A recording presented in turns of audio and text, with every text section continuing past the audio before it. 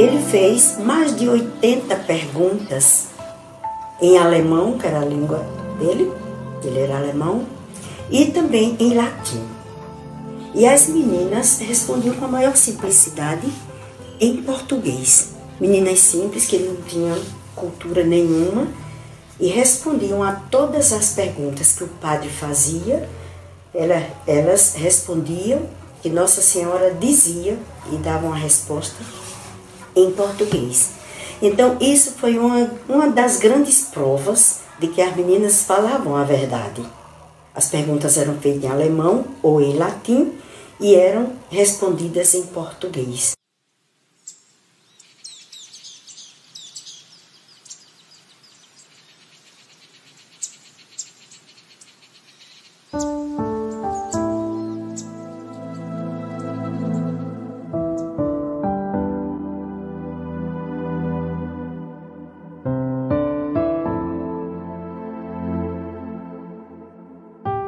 Raras são as ocasiões em que sinais e milagres são mantidos em segredo, especialmente quando se trata de aparições de Maria sob diversos títulos ao redor do mundo. E qual a probabilidade de Nossa Senhora levar sua mensagem para o Brasil em uma vila remota no interior de Pernambuco, numa época em que tantos perigos internos e externos circulavam pelo país?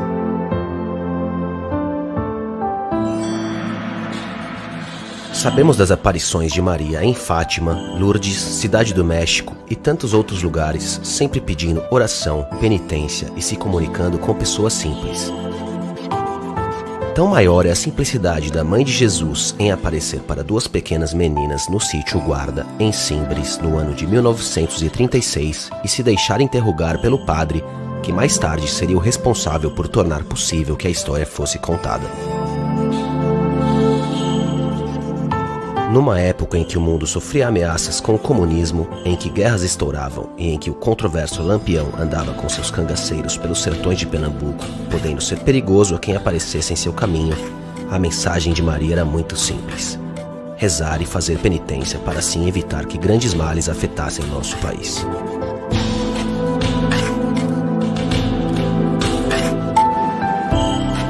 Mas o que levou as duas meninas e o padre que investigou a aparição a fazer 50 anos de silêncio, mesmo com muitas pessoas sabendo do que havia acontecido naquele local? Como pessoas foram curadas e receberam tantas graças, e qual o sentido da mensagem de Maria para nós nos dias de hoje?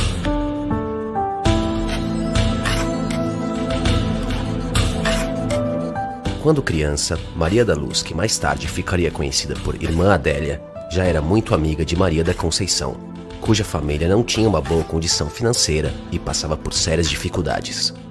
Assim, foi convidada por Maria da Luz a morar em sua casa por um período, já que as condições de sua família eram melhores. Ana Lígia, autora do livro O Diário do Silêncio, que deu origem a este documentário, estudou o assunto por mais de 3 anos e revela detalhes sobre as duas confidentes e as aparições de Nossa Senhora. Eles tiveram uma identificação espiritual muito grande, as duas brincavam juntas, rezavam juntas, iam para a missa juntas, tinham aproximadamente a mesma idade. Maria da Conceição 2 anos só mais velha do que a Irmã Adélia, então a Irmã Adélia tinha 13 anos e Maria da Conceição tinha entre 14 e 15 anos. A vila de Simbres, onde a família de Maria da Luz residia em um pequeno sítio, tem uma história interessante com a fé católica. A vila surge em 1659 ou início de 1660, com a fundação de uma missão da Congregação do Oratório pelo padre João Duarte do Sacramento. Em 1762, documentos já citam que naquela vila há uma igreja dedicada a Nossa Senhora das Montanhas. O título vem do fato dos indígenas terem encontrado uma imagem de Nossa Senhora em cima de um tronco de árvore. Por 3 vezes, os oratorianos levaram a imagem embora, e por 3 vezes a imagem voltou a aparecer em cima do mesmo tronco. Então os oratorianos resolvem construir ali uma igreja e em cima do tronco o altar. A imagem foi chamada Nossa Senhora das Montanhas por ter aparecido no alto dessa montanha.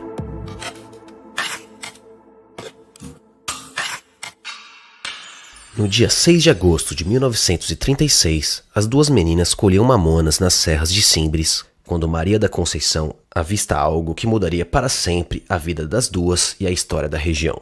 Porque era uma mulher muito bonita, segundo elas, com uma criança no colo. Então elas se apressam para chegar perto dessa senhora, mas ao que consta dos relatos, não houve diálogos profundos nesse dia, talvez uma breve apresentação, e elas correram para casa porque já era perto da hora do almoço. Quando chegaram em casa, logo contaram a Alta, mãe de Maria da Luz, que imediatamente pediu que seu marido fosse averiguar quem era essa senhora por medo de se tratar de um grupo de cangaceiros percorrendo as serras de Simbres. É então que identifica-se o primeiro milagre. Ela fica surpresa de como Maria da Luz e Maria da Conceição, duas crianças franzinas ainda, conseguiram chegar até o local que elas apontaram ter visto essa senhora.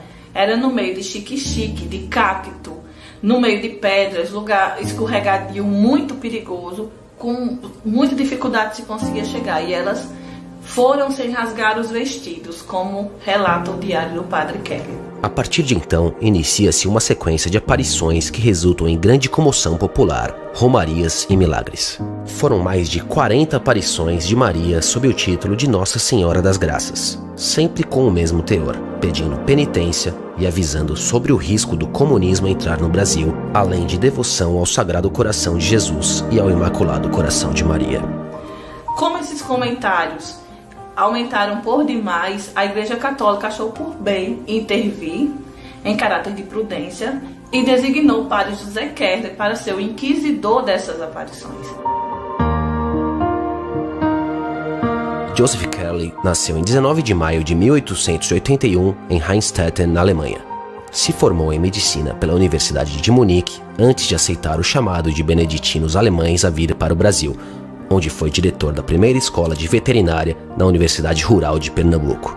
Mais tarde, sua família viria ao Brasil por conta da segunda hiperinflação alemã e para fugir da guerra, impedindo que seus filhos em idade militar fossem convocados. Nessa época, Joseph Kerley já havia se tornado padre, atuando na região de Vila Bela como vigário. Seu sobrinho Luiz Kerley, que conheceu o tio já no Brasil, conta sobre sua experiência com uma das principais figuras dessa história. Era uma pessoa extremamente espontânea, muito alegre, estava sempre muito alegre, parecia uma fonte de energia que ninguém sabia que ia acabar nunca, porque estava sempre muito exuberante, isso nunca era muito circunspecto, a não ser nas horinhas, que não era muito, geralmente umas 2 horas por dia, que ele gastava na escrivaninha, e aí ele tinha uma máquina, aquelas máquinazinhas Hamilton pequenininha, que ele estava sempre escrevendo a correspondência dele, os fatos do dia a dia da paróquia, mas a maioria do dia estava se movimentando. Acabava o café,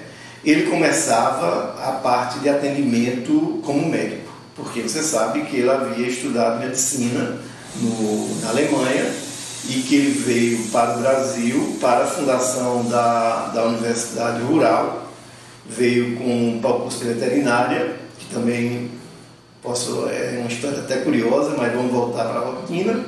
Então, ele começava atendimento às pessoas que o procuravam que estavam doentes, por qualquer, às vezes não doença física, eu via que tinha muito de aconselhamento também, que hoje seria aconselhamento psicológico. O padre José Kerley foi muito cuidadoso, um homem muito culto como era, médico de formação, sacerdote por opção, uma pessoa que falava 5 idiomas perfeitamente. Então ele seguiu todo o protocolo que um inquisidor deveria seguir nesses casos de aparições, com algo mais, porque ele recorre a instrumentos de pesquisa que são completamente novos até os dias de hoje, dentro da historiografia da Igreja Católica, no sentido de investigar a veracidade de aparições marianas. E foi o porta-voz do céu para nós, porque foi ele quem assumiu todos os escritos, toda a resposta. Era ele quem, com muita fidelidade, ele escrevia o que as meninas ditavam, porque elas não sabiam escrever. Então tudo isso que nós temos é graças ao cuidado e o carinho do padre José Kerley, alemão. Para testar se as duas meninas diziam a verdade, Padre Kerley conversou com elas separadamente, sem que uma pudesse ver ou ouvir o que a outra dizia.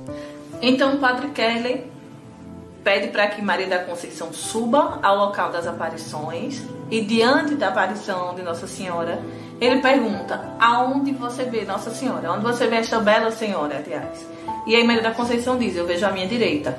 Ele manda que Maria da Conceição desça e que suba Maria da Luz, que não havia escutado nada do diálogo, dada a distância em que estava.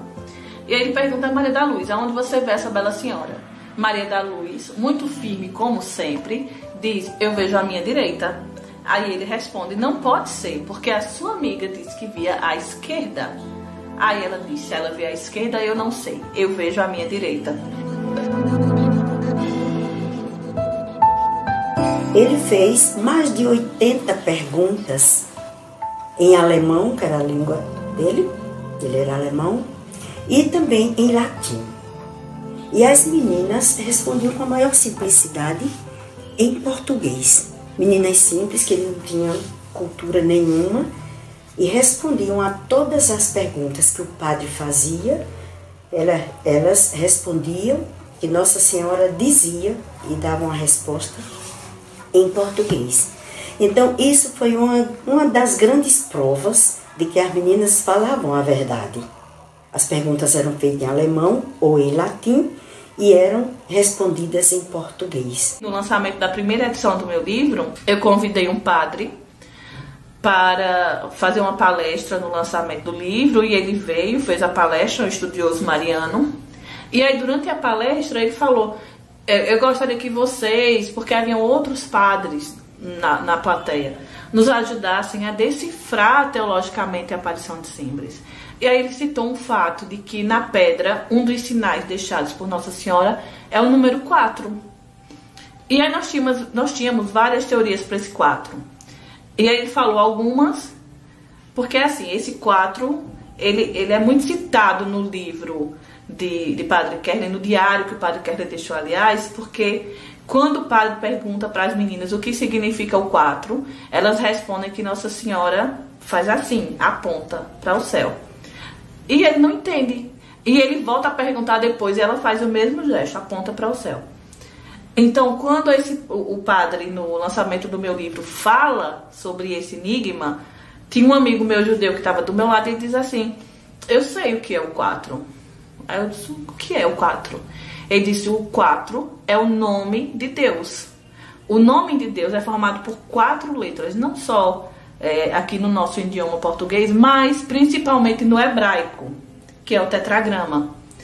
E depois, quando eu falei isso para o padre que estava dando a palestra, o padre pulou da cadeira, isso é lindo, isso é lindo, isso é lindo. Agora parece muito óbvio, né? Porque tinha o 4 na pedra, e o padre Kerley perguntava às meninas o que significa o 4, as meninas olhavam, a Nossa Senhora fazia. E agora a gente sabe que o 4 significava o tetragrama. Mas é óbvio que a gente descobriu o que é. Antes da gente descobrir, não era. E assim, há muitas coisas dentro das 80 perguntas, os 80 questionamentos que o padre Kerley faz e que ainda não foram descobertas. Após testemunhar algumas aparições através das duas meninas, investigar e relatar seus documentos, Padre Kerley tinha provas suficientes de que eram aparições legítimas. Ele fez de tudo para proteger as duas confidentes. Maria da Luz quis ser freira, ele ajudou. Tudo indica que Maria da Conceição ou não quis ser, ou quis ser tardiamente. E aí ele já tinha as posses comprometidas com este compromisso com Maria da Luz. E aí Maria da Luz foi para a Congregação das Damas Cristãs, e é onde ela termina a vida na Congregação das Damas Cristãs. Padre Kerley tornou-se diretor espiritual de Maria da Luz quando ela o pediu por meio de uma carta que a aconselhasse sobre o que fazer após um padre da região a acusar de mentir sobre as aparições. Nessa carta, Maria da Luz relata a Padre Kerley que, ao se confessar com o padre Saturnino da diocese de Pesqueira, o mesmo a chamou de mentirosa, dizendo que ela não falasse que viu Nossa Senhora. Padre Kerley, eu me confessei com o padre Saturnino e ele me chamou de mentirosa e disse que não dissesse que tinha visto. Eu disse que dizia porque eu tinha visto. Ele quis se zangar, mas eu morro por Nossa Senhora. Eu quero que o senhor mande dizer alguma coisa. Desde então, Padre Kerley trocou com ela diversas cartas e bilhetes relacionadas às aparições de Nossa Senhora e à sua vida religiosa.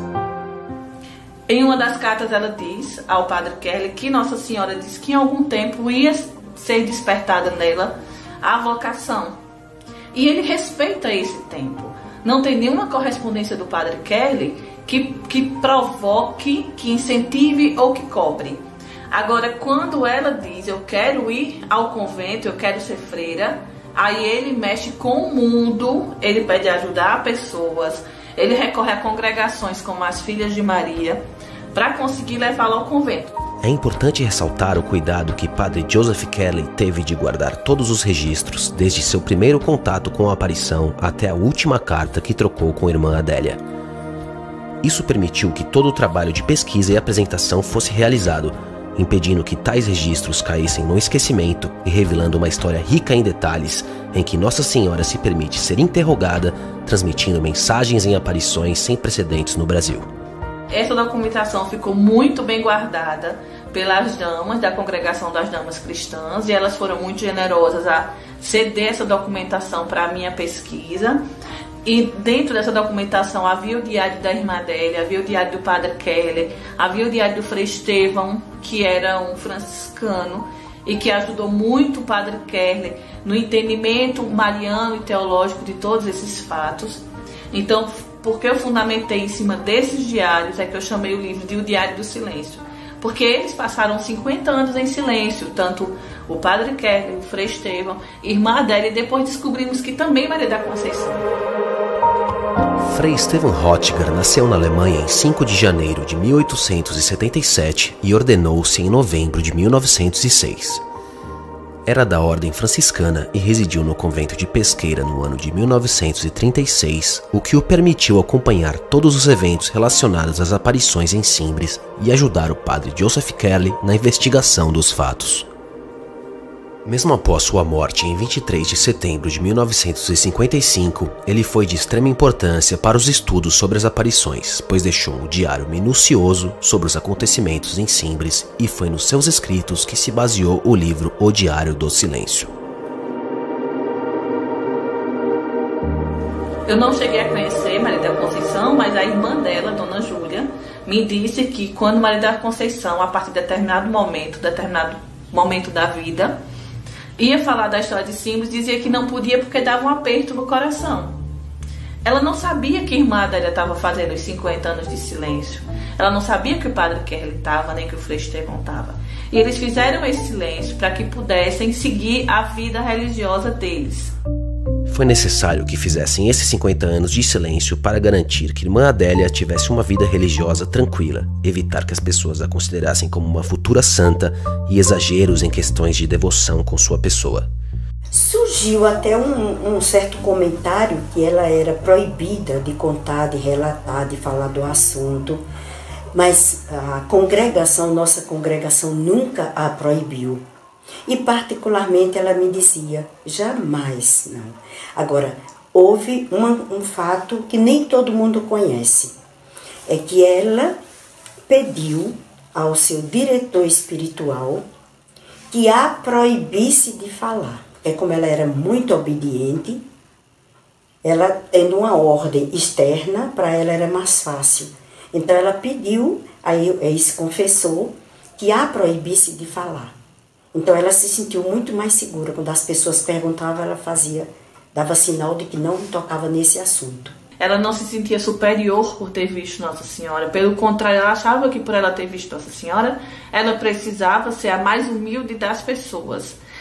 Inclusive, quando rompe-se esse silêncio, é quando ela foi diagnosticada com câncer em estado terminal. O médico deu a ela 3 meses de expectativa de vida. E aí ela pede para vir se despedir aqui em Simbres. E quando ela vem se despedir do local, uma das freiras relatou a mim que ela chorava muito, muito, muito, porque ela teve um conflito muito grande naquele momento.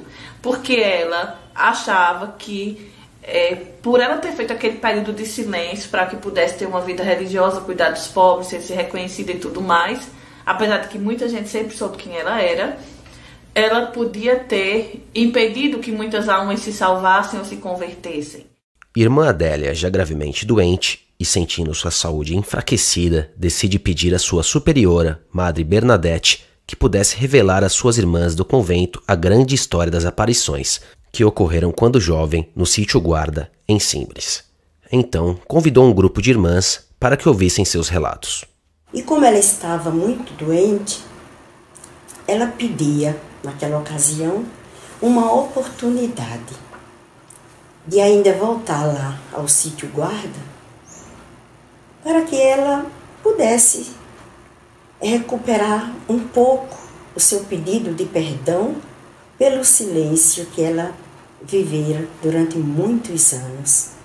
E Madre Bernadette, na ocasião, consentiu. Disse que ela tinha todo o direito de convidar algumas irmãs que ela tivesse mais intimidade para acompanhá-la nessa viagem. Chegando lá, ela nos convidou a subir até o local onde tinha acontecido as aparições. Mas foi muito difícil. Na época, o acesso ao alto do monte ainda era muito difícil, com muitas pedras, degraus estreitos, num percurso muito íngreme. Após uma subida de desafios, chegaram ao alto do monte, onde Nossa Senhora havia aparecido mais de 40 vezes. Irmã Adélia, então, começou a falar e fez uma oração muito forte de desabafo. E ela pedia a Nossa Senhora perdão por todo o tempo que ela tinha se mantido em silêncio, não tinha comunicado, revelado aquela graça, aquele mistério extraordinário. E por isso talvez o Brasil não tivesse melhorado, porque ela não tinha transmitido a mensagem do céu. Minha Mãe do Céu, se é para que eu ainda possa revelar todo esse mistério, dizer às pessoas essas graças, então que eu ainda possa viver mais um tempinho. A senhora sabe que eu sou muito fraca, eu não sei sofrer. Mas se a senhora quiser que eu ainda espalhe essas bênçãos e graças, a senhora peça a seu filho, peça ao Pai, para me conceder ainda um tempo de vida aqui na terra. Eu sou muito fraca para sofrer. No ano de 1998, Odete foi surpreendida por um câncer de mama maligno num exame de rotina. Ela ficou profundamente abalada e nos conta sua história de como foi até a irmã Adélia para pedir orações. Quando eu fui acometida deste mal, eu não tinha como chegar a ela, porque eu não tinha assim, a amizade mesmo para pedir. Então, Rosana soube que eu estava doente, aí ela ligou para mim, eu disse, eu queria tanto que ela rezasse em mim, ela disse, eu vou pedir a ela. Irmã Adélia, Odete, que vai muito para cima, está com câncer, a senhora pode rezar nela? Ela disse, não. A senhora não pode rezar amanhã nela? Não. Odete? Quem é Odete? Ela disse, a senhora não se lembra não? Odete, uma que leva umas florzinhas com as mensagens. Ela disse, sim. Aí Rosana, mas por que a senhora não reza? Ela disse, não. Amanhã não, quero hoje ela aqui. Liga, eu quero hoje ela aqui. Aí Rosana ligou louca para mim. Eu disse, eu vou. Eu estava muito emocionada, estava num impacto muito grande, né, da notícia. Aí ela chegou, primeira pergunta dela, você ama Nossa Senhora? Eu disse, muito. Aí comecei logo a chorar. Aí ela sentou na mesinha dela e botou as mãos e disse, põe as suas mãos aqui. Eu coloquei minhas mãos. Aí ela começou a falar. Eu digo com Nossa Senhora. Porque ela dizia assim, Virgem Santíssima, esta é Odete. Ela te ama. Aí foi passando meu choro. E eu fui me acalmando. Quando terminou isso, ela soltou minha mão. Disse, vamos ali. Tem uma imagem grande de Nossa Senhora das Graças. Ela não sabia qual mama estava doente. Abriu assim uma portinha, tirou uma garrafinha de água benta de Simbres, falou novamente, fez uma oração a Nossa Senhora em meu nome, falando de mim, pedindo que ela me curasse, que intercedesse junto a Jesus. Pegou a garrafinha de água benta, eu me surpreendi. A garrafinha de água benta e fez assim, na minha mama direita. Ela não sabia qual era a mama que estava doente. Ai, meu Deus. Odete teve alguns problemas de saúde antes de sua cirurgia e com medo de que a doença avançasse, mas confiante na cura, sempre que podia ia rezar junto à irmã Adélia. Fui para Simbres. Eu disse, ela já rezou em mim, mas eu preciso ir no lugar que Nossa Senhora apareceu.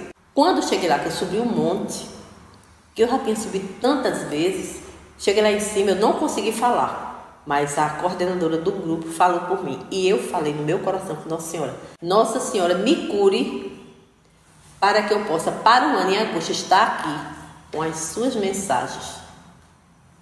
Rezei e vim embora. Eu tenho uma confiança muito grande na Eucaristia. Confiança porque eu sei que Jesus Eucarístico existe. Está ali e fortalece a gente. Então, todos os dias que eu me acordava fraca, ia para a cidade, assistia a missa, comungava, já voltava outra. Aí, toda vez que eu comungava, eu ficava forte e eu ia embora e não parecia, e não fiquei amarela e esverdeada, como todo mundo fica. Caiu o cabelo. Na mesma semana em que se preparava para fazer sua 5ª quimioterapia, caía o dia em que Odete havia pedido a Nossa Senhora que a curasse para que voltasse a Simbres. Mesmo contra os conselhos e pedidos de família e amigos, e sem aprovação de seu médico, Odete decidiu que iria até lá. Era uma época de noites frias, sem um lugar adequado para passar a noite. Felizmente, encontrou com a irmã Adélia, que havia preparado um lugar próximo para ela e suas amigas ficarem enquanto visitavam Simbres. Neste ano, quem conduziu a adoração foi a irmã Adélia. Eu ainda ouvi, porque ficava perto da igreja, eu ainda ouvi a voz dela conduzindo a adoração. Depois eu adormeci.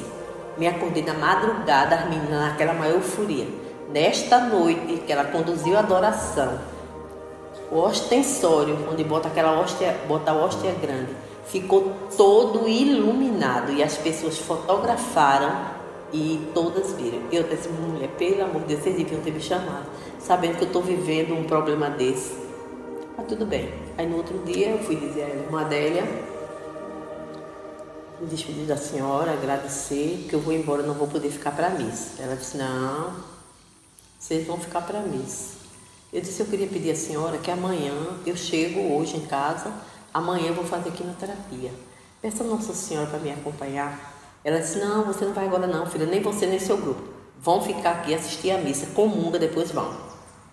E não se preocupe, Nossa Senhora vai estar com você. Eu ia fazer a 5ª quimioterapia de uma série de 10.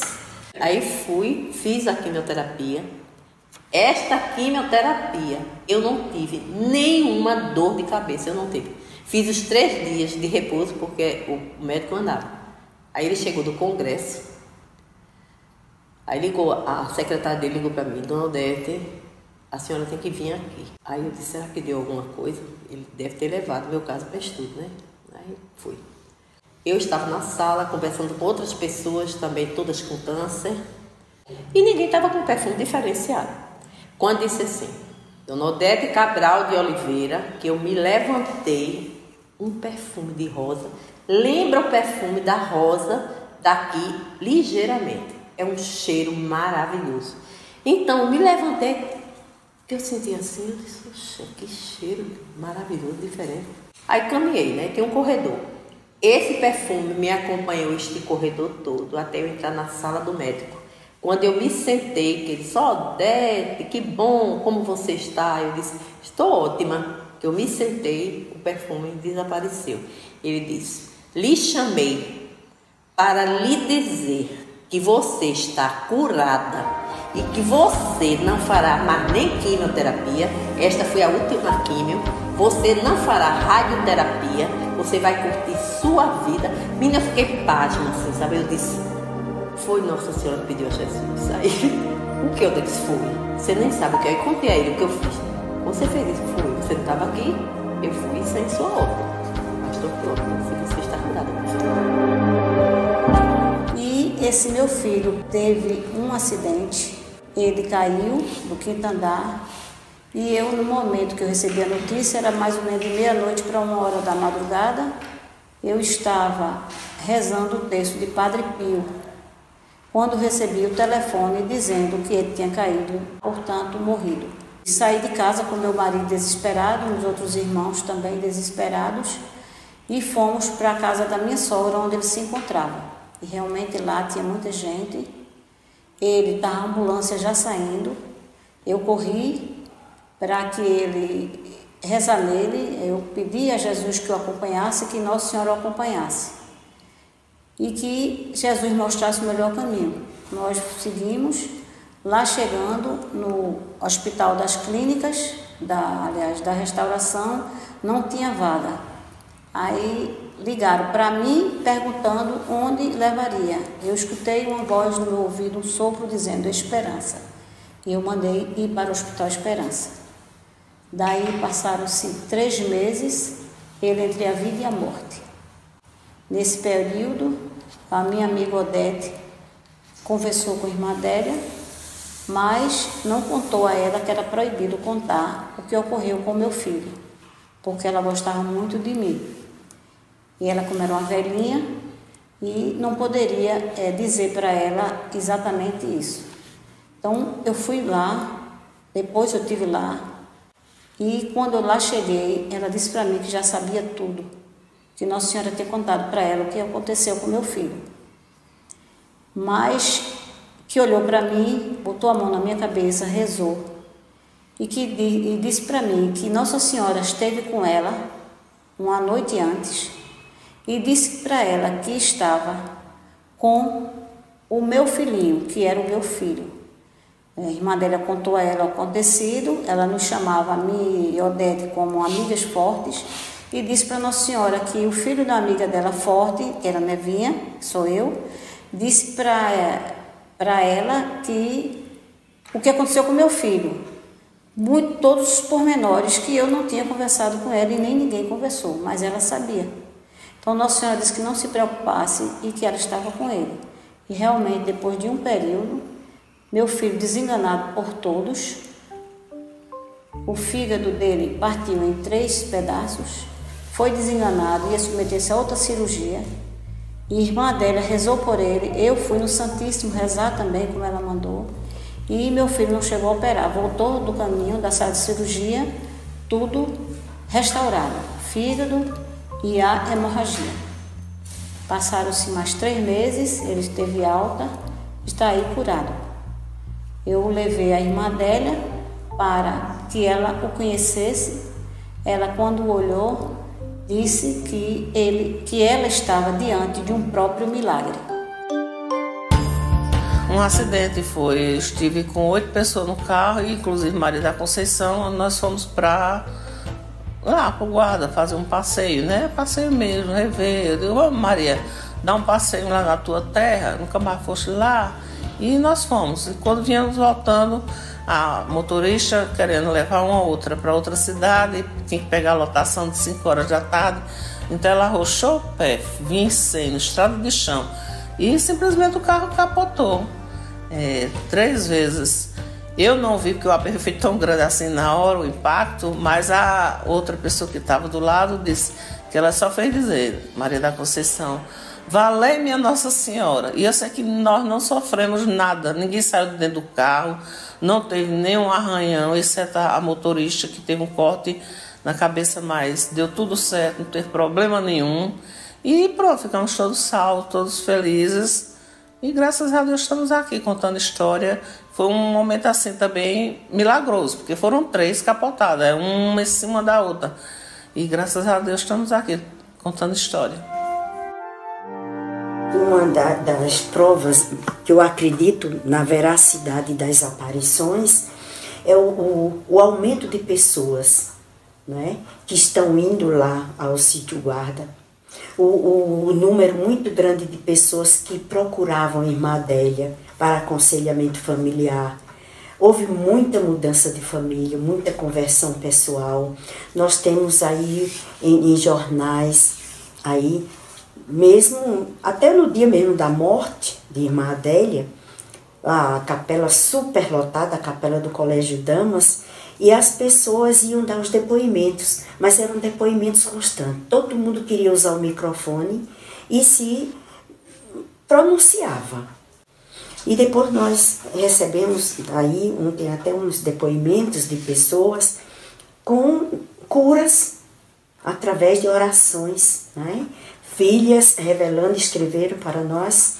Nós estávamos juntando esse documentozinhos também e comprovando curas, melhoras de saúde, coisas assim muito fortes, mas muito convincentes. Nós temos inclusive provas dentro do próprio instituto, do nosso instituto, de curas de familiares nossos, de câncer, e de doenças muito graves e sérias, mas cura verdadeira. Infelizmente, não foi pedido, solicitado aos médicos laudos comprobatórios, não é? Porque isso era interessante, como o de Irmã Adélia mesmo. Quando voltamos daquela viagem que nós falamos, depois de algum tempinho, ela voltou ao médico. E o médico se surpreendeu e disse: o que é que houve? Não se explicava o que é que tinha acontecido. Ele era o médico dela, sabia que ela estava cancerosa, em alto grau, em instâncias talvez derradeiras. E de repente, ele disse: está curada. Mas ela foi curada e ainda viveu muitos anos depois, porque ela faleceu agora, aos 91 anos.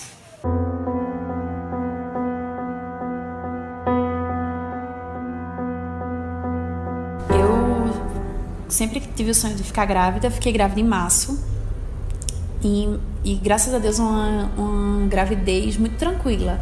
Não tive problema, não enjoei, não sentia nada, não tinha nada que me incomodava. Continuei minhas atividades normais, trabalhando normal. Aí quando fui fazer a ultrassom de 32 semanas, diferente de todas as outras ultrassons, demorou um pouco mais. A doutora Patrícia ficou tentando investigar e dizendo que a posição não estava bem, que eu fosse fazer xixi, que eu voltasse, que desse uma caminhada para poder visualizar a minha bebê melhor. Ela chegou para mim e disse assim: olha, Noemi, Maria Júlia ainda é um bebê, 32 semanas, ela está com 7 meses e pouquinho, e a gente não pode falar nada agora, mas eu vejo uma alteração nos ventrículos e pode ser uma hidrocefalia. Você não se preocupe, não quero que você coloque nada na internet por enquanto, para você não se assustar. Pronto. Dizer para não colocar na internet é a mesma coisa que dizer que coloque. Quando eu saí dali, meu mundo caiu. Minha bebê, que vinha bem, que vinha normal, tinha alguma anormalidade que quando eu coloquei na internet poderia ser uma bebê que tivesse a cabeça deformada, que não fosse uma criança saudável, que inúmeras coisas de terríveis a internet mostrou. A hidrocefalia é uma doença rara ocasionada pelo acúmulo de fluidos nas cavidades cranianas, causando dilatação na cabeça e pressão no cérebro. Ela pode acarretar problemas na visão, cognição e funções motoras. A partir daquele momento ali, eu comecei a me sentir muito culpada, individualista, assim, porque eu não entendia por que eu não poderia ter uma criança que não tivesse problema, que não fosse uma criança que não tivesse saúde. E eu me culpava e pedia a Deus que minha bebê viesse com saúde, que eu queria muito que viesse com saúde, mas que se não viesse, que me desse força para eu compreender e conseguir aceitar, porque eu não estava conseguindo lidar com aquilo ainda. Ali eu decidi visitar a imagem que pertenceu a Maria da Conceição, lá na casa de Ana Lígia, e lá eu intercedi, eu pedi, eu supliquei, eu pedia pela saúde da minha filha, que eu tivesse a honra de poder ter ela com saúde. E a partir dali eu entreguei e confiei e pedia para que fosse feito melhor. Por causa da alteração no exame, Noemi foi aconselhada a fazer ultrassonografia a cada 15 dias. 15 dias depois, a alteração havia desaparecido. E ali eu tinha certeza da comprovação do meu milagre. A moça que estava fazendo a ultrassom, ela chegou a dizer assim: você fez alguma promessa, né, para que sua filha viesse bem. Graças a Deus desapareceu, a gente não encontra nada. E dali eu saí com a certeza de que a minha filha estava ótima, que estava tudo bem, e fui seguindo minha vida. Em 15 dias eu voltei e o ventrículo estava lá alterado novamente. Dessa vez não suspeitaram de hidrocefalia, suspeitaram de ventriculomegalomania. E aí era que a situação era pior, porque ventriculomegalomania era como se fosse uma criança que não tivesse ação, uma criança que não falasse, uma criança que não andasse, uma criança que não se sabia, não se esperava, não... E a cada 15 dias o ventrículo diminuía, o ventrículo aumentava, o ventrículo... E eu falava com várias pessoas e pedia para várias pessoas rezar, mas eu não queria que ninguém soubesse o que estava se acontecendo. Eu não estava bem. E uma das ultrassons chegaram a suspeitar da síndrome de Dandy-Walker, uma variação, que também foi outro abalo gigante.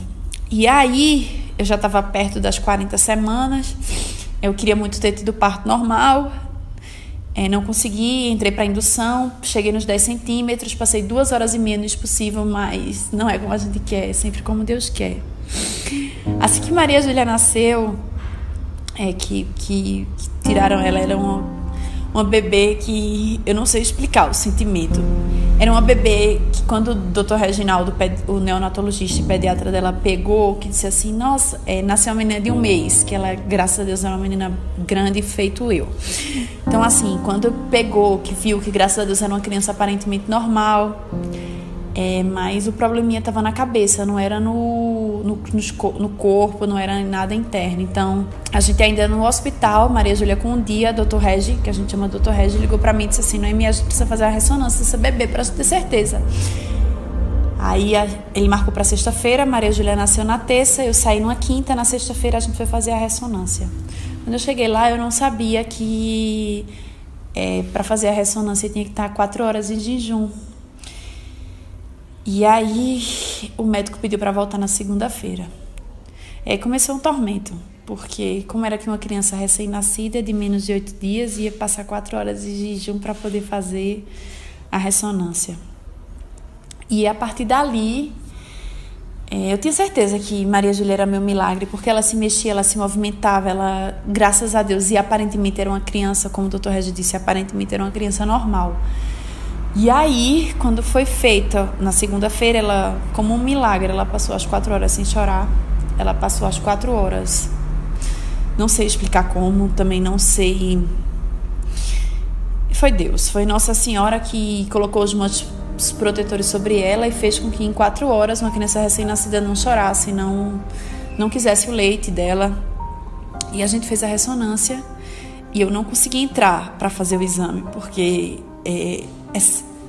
tem que fazer a sedação da bebê, né? Então a recém-nascida sedada eu chorava muito, eu fiquei do lado de fora muito enlouquecida, se é que eu posso dizer assim, porque o exame demora bastante, que eu precisava ver essa alteração. E na sexta-feira, quando eu fui pegar o exame dizia que tinha alteração e que era uma alteração normal, que no grau de normalidade ela era uma criança normal. Então ali estava a prova do meu milagre e ali estava o que existia de alteração ali. Alguns estudiosos chegam a dizer que é a cicatriz do meu milagre. E hoje, graças a Deus, Maria Júlia com 6 meses é uma criança normal, é uma criança que não tem nada, é uma criança que, graças a Deus, não tem alteração nos ventrículos, e eu só tenho que agradecer primeiramente a Deus e a Nossa Senhora, porque eu não tenho dúvida que foi mediante as intercessões que ela fez por mim que a minha filha veio saudável.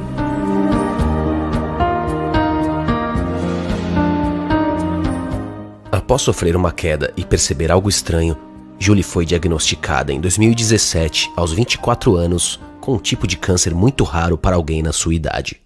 Eu levei uma queda e essa minha parte toda ficou dormente. E quando ficou dormente, eu comecei a palpar meu peito. Foi quando eu senti, minha mama era muito pequena e eu senti uma coisa diferente. Por eu ser enfermeira e já ter um pouco de experiência nessa parte, fazer o toque nas mulheres, então eu percebi algo estranho. E fui realizar, por conta própria, a ultrassom. Aí fiz a ultrassom, quando no ato do exame, o médico já falou que eu tinha um nódulo e que tinha 2 nódulos, na verdade. Um que era BIRADS 3 e um BIRADS 4. Quando você é diagnosticado com BIRADS 4, você tem que fazer biópsia. Então, já fui para o Dr. Peixoto, ele fez a cirurgia e tirou, e na hora da cirurgia, ele já percebeu que o tumor estava um pouco diferente e pediu a biópsia com urgência. Então, ele já percebeu que tinha presença de necrose, é quando o tumor está preto, aí saiu no mesmo dia, assim, parcialmente o resultado, e que o patologista confirmou que se tratava de um câncer de mama. No caso de Julie, foi diagnosticado estágio 3, numa classificação que vai até 4. Por se tratar de uma pessoa tão jovem, os médicos suspeitaram de ser um problema genético, então a encaminharam para um exame específico para saber qual tipo de célula e tumor ela tinha. Nesse exame, ele deu 80% genético e 20% hormonal. Então começou uma pesquisa na minha família em relação a quem já tinha tido esse tipo de câncer. E ninguém tinha tido. Começou todo o meu processo de quimioterapia. E fiz 16 quimioterapia.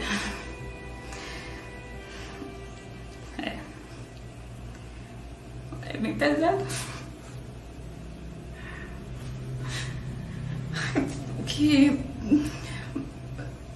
é muito ruim. Eu tinha os cabelos longos caídos na primeira sessão. Porque eles fizeram um protocolo que é muito forte pra mim. Com a primeira quimioterapia que era muito forte. Aí, na primeira sessão já caiu. Eu engordei, eu acho que 17 quilos. Tava muito inchada. Durante esse processo todo, eu nunca pensei que eu não ia melhorar. Porque a quimio você faz, sendo que não é um processo que eles podem garantir que você vai ser curada. Eu nunca entrei tanto em desespero como no dia que meu médico genético disse que provavelmente se tratava de uma síndrome, no caso. E uma síndrome não tem cura. Eu posso me tratar desse hoje, amanhã. Amanhã eu tenho de novo, novamente. Então isso me deixou muito desesperada. Mas eu cheguei em casa, quando eu chegava em casa, eu tenho um tio que ele é muito religioso. E levava sempre uma palavra de Deus e sempre a Eucaristia. Toda quimioterapia que eu ia fazer, ele sempre levava a Eucaristia antes, para eu comungar antes de fazer. Porque tinha vezes que eu não tinha possibilidade de ir na igreja. Teve uma vez que ele perguntou a mim assim, levantou a Eucaristia e perguntou que tudo que eu pedisse naquele momento que Deus ia me conceder. E eu não pedi a cura desse câncer. Eu pedi que ele me curasse para não ter nenhuma outra vez. Eu saí, foi com meus pais para almoçar fora. E eu pensei que eu ia morrer naquele dia. Eu tive um momento assim, eu desmaiei lá. Eu fiz assim, eu desmaiei, fiz o corpo, me levaram para o hospital, eu acordei lá totalmente desnorteada, eu vi uma luz branca. Eu pensei que eu tinha morrido naquele dia. E assim, eu não tinha condições de estar saindo. Então, quando eu disse isso, eu fiquei, sabe aquela coisa, angústia, porque eu não podia ir. E os católicos, a gente tem uma crença, assim, uma cultura de sempre fazer uma promessa, né? E a gente paga. E eu fiquei com aquilo na minha cabeça. Até que chegou lá em casa a Nossa Senhora, que era da irmã dela. Toda vez que uma pessoa pedia para eu pedir e botava diante de uma imagem, ou quando eu estava diante de Jesus, eu não tinha condições de pedir. Eu sempre dizia às pessoas, reza por mim, porque eu só choro. E nesse momento eu pedi a ela novamente. Eu só queria que eu não tivesse essa síndrome. Antes dela ir lá em casa, eu já tinha feito um exame, que é um painel ampliado da minha genética. É um exame muito caro, não é fornecido pelo SUS. Aí quando eu recebi esse resultado, ele falava que eu não tinha nenhuma predisposição para câncer de mama e de ovário.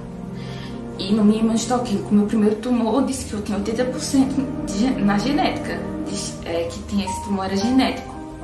E esse veio dizendo que eu não tinha predisposição. Foi um exame realizado numa filial do Albert Einstein. Ele foi examinado 50 vezes.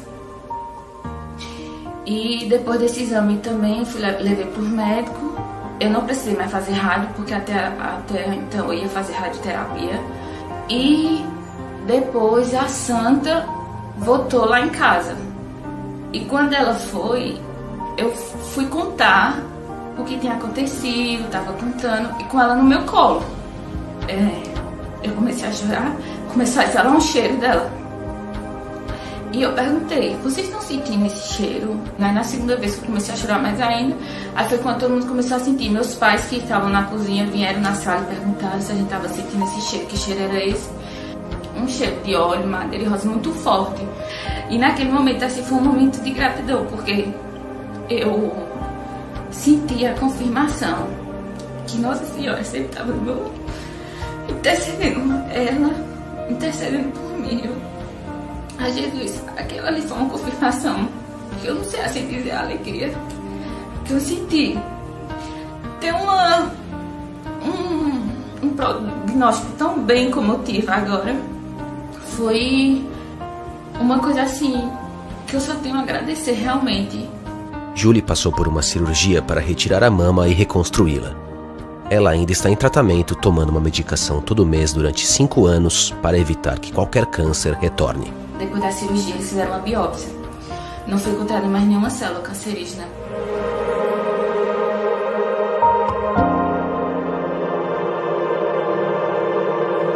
Essa caminhada que eu tive, né? Irmã dela sempre presente. Amo muito Nossa Senhora, agradeço muito por ela ter colocado a irmã dela no meu caminho. Eu tive a cura física, mas também a minha cura espiritual. Hoje sou uma pessoa consagrada, falo muito as coisas que a irmã dela, como ela ensinava a gente. Eu tenho certeza absoluta que meu milagre veio através da intercessão de Nossa Senhora, e eu só tenho que agradecer a Deus e a ela por esse milagre. A minha família sempre foi muito religiosa, mas assim, eu nunca pensei em passar por uma situação dessa. E quando a gente passa, a gente vê a força que a gente tem. E eu fico pensando, meu Deus, eu nunca pensei que eu não ia ser curada, eu sempre tive essa fé.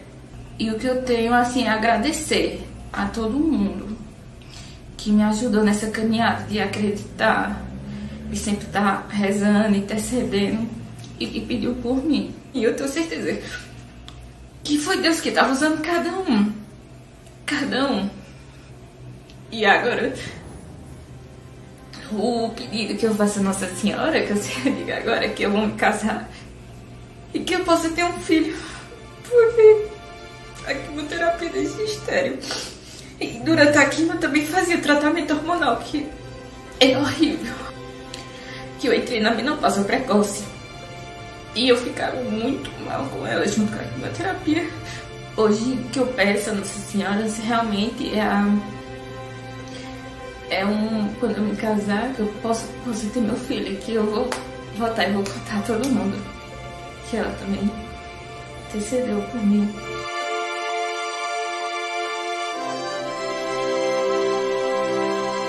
Algumas pessoas realmente, no momento de uma oração forte com ela, com a irmã Adélia, sentiram realmente. Mas isso são coisas assim muito pequenas que muita gente não acredita. Então nós silenciamos, não é? Nós ficamos um pouco mais presas às curas, às conversões, a mudanças de vida, não é? Sobretudo porque a irmã Adélia era uma pessoa muito calada, muito humilde. Ela nunca se vangloriou dessa graça extraordinária que ela teve. Pelo contrário, ela fugia das ocasiões de se revelar. Só quando ia muita insistência, é que ela abria o jogo e dizia alguma coisinha. Mas era uma pessoa assim de virtudes muito bonitas, obediência, de uma caridade no meio dos pobres incrível. Ela trabalhou muito com os pobres.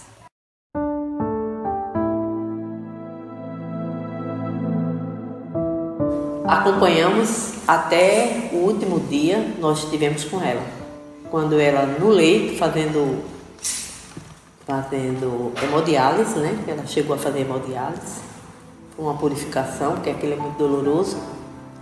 Quando conseguimos chegar, ficamos assim, porque eu, quando entrei na UTI, eu não conheci. E ela disse assim: Odete, Odete, eu tô aqui, irmã dela, eu tô aqui. Odete, eu não sei o que ela queria me dizer. Até as médicas que estavam lá se aproximaram. Não, se agitou, eu disse, irmã Adélia, que não pode entrar com nada, né? Mas eu sempre gosto de estar com o textinho aqui.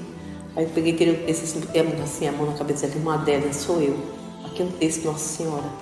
Vamos rezar. Aí ela foi se acalmando, mas aí não pude ficar muito tempo junto dela. Era assim uma pessoa que se preocupava muito com o mundo, pedia-se para rezar, para atender os pedidos de Nossa Senhora e para rezar para a paz do mundo, para que não viesse o comunismo para o Brasil.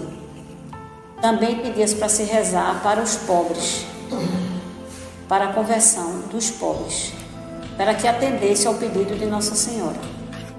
É um processo de cura, é um processo de salvação de pessoas de drogas. Isso aí houve muito através das orações dela, né? E no dia do enterro, o nosso bispo, nosso arcebispo, Dom Fernando Saburido, ele dizia: nós não podemos calar diante de uma coisa dessa que estamos vendo. Então nós precisamos juntar provas também para nós lançarmos isso para frente. É coisa de igreja já, né? A igreja não pode ainda se pronunciar, porque como mãe ela é muito cautelosa. Ela primeiro aguarda, estuda, vê, né? Para depois se pronunciar.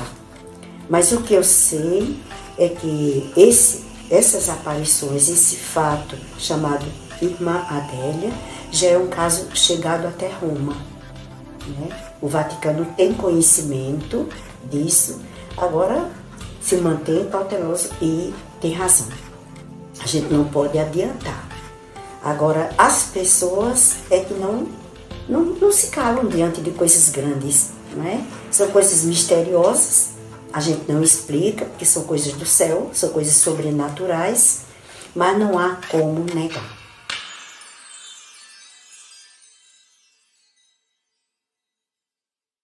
Em uma das perguntas que o padre fez, em latim, ele perguntava: o comunismo virá aqui para o Nordeste, para o Simbres? Nossa Senhora disse não.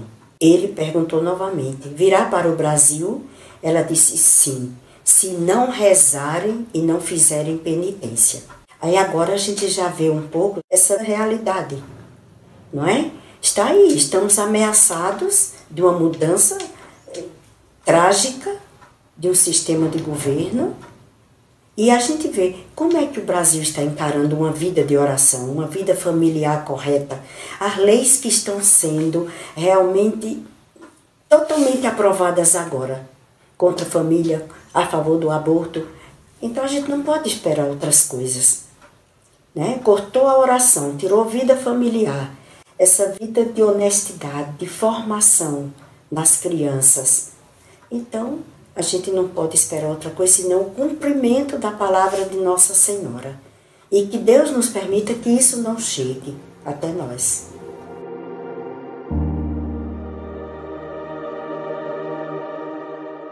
Eu me obriguei a uma pesquisa muito grande que durou 3 anos. Graças a Deus eu tive a bênção de começar a pesquisa para o livro com a Irmã Adélia em vida. Eu ainda tive contato com ela cerca de 2 a 3 anos. Ela tinha conhecimento do trabalho, ela conversava comigo. Ela permitiu que o trabalho fosse feito, porque eu nunca teria feito, nunca teria lançado o livro se ela não tivesse permitido. Então isso para mim foi assim um incentivo muito grande.